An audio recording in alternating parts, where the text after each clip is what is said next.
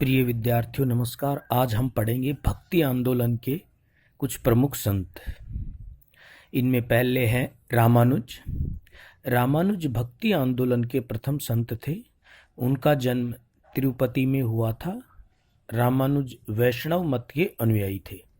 रामानुज पहले भक्ति संत थे जिन्होंने घोषणा की कि यदि निम्न जाति के लोग भी पूर्ण समर्पण के भाव से ईश्वर की भक्ति करें तो वे भी मोक्ष प्राप्त कर सकते हैं।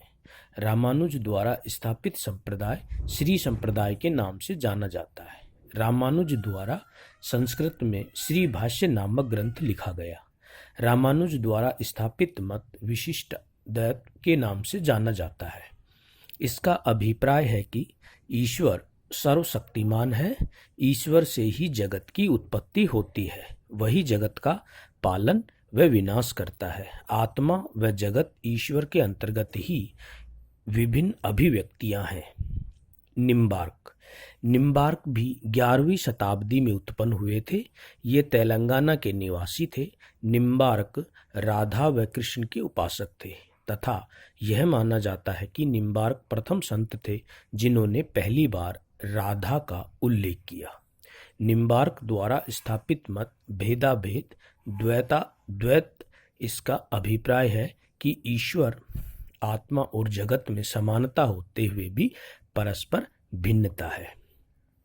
माधवाचार्य ये 13वीं शताब्दी में कन्नड़ जिले में स्थित वेजी नामक ग्राम में उत्पन्न वैष्णव मता अनुयायी संत थे। उनके द्वारा प्रतिपादित मत स्पष्ट द्वैतवाद के नाम से जाना जाता है। इसका अभिप्राय है कि ईश्वर आत्मा व जगत से नितांत भिन्न है। ईश्वर ही आत्मा व जगत को नियंत्रित करता है। ईश्वर व आत्मा में स्वामी व सेवक का संबंध है, किंतु आत्मा ही निरंतर ईश्वर की भक्ति के द्वारा ईश्वर के समकक्ष पहुंच सकती है।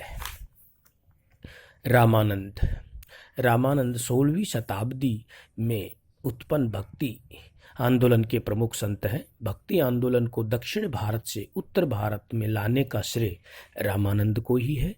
रामानंद बाद में श्री संप्रदाय के अनुयायी और उसके बाद अध्यक्ष बन गए। वे राम को ही ईश्वर मानते थे। ये रामानुज के विशिष्टाद्वैत को ही मानते थे। रामानंद प्रथम भक्ति संत थे जिन्होंने बिना किसी जातिगत भेदभाव के निम्न वर्ण के लोगों को भी अपना शिष्य बनाया और उनके ऐसे शिष्यों में कबीर, रैदास, सेना, धन्ना जाट प्रमुख थे। रामानंद ने स्त्रियों को भी अपना शिष्य बनाया। सुरशीर, पद्मावती उनकी प्रमुख महिला शिष्याएं थी।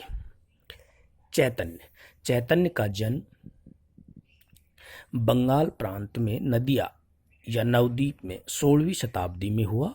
ये कृष्ण के उपासक थे। चैतन्य का मानना था कि कीर्तन और नृत्य के द्वारा ऐसी स्थिति उत्पन्न हो जाती है कि अंत में व्यक्ति का ईश्वर के साथ साक्षात्कार हो जाता है।